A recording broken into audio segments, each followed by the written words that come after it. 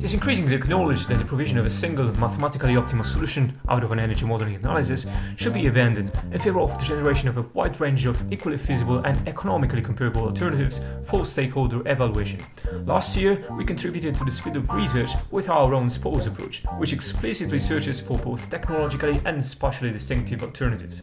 However, generating alternatives across both the technological and the spatial dimensions can be computationally burdensome, and so we tried to tweak the search strategy of our SPOS approach to see if we could avoid redundant computation.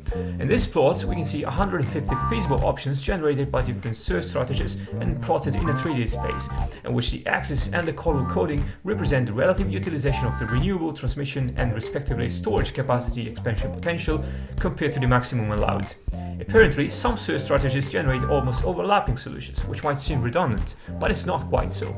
If we count for each search strategy how many of the generated options include features that are deemed interesting by real-life stakeholders, such as a low spatial concentration of wind farms, we can see that the apparently inefficient search strategies largely outperform the others. In fact, while the previously shown overlapping alternatives do have a similar technology mix, they simultaneously have radically different ways of locating capacity at the subnational scale. When the search for alternatives focuses too much on technological diversity, it fails to provide such spatial diversity around a roughly fixed technology mix, which is precisely what is useful for real-world discussion. No search strategy can capture everything, because the number of real-life relevant options is not a finite one.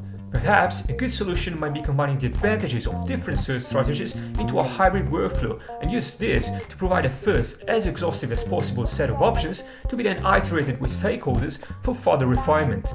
This is what we're trying to do in the SIDS projects. For more details, follow the QR code.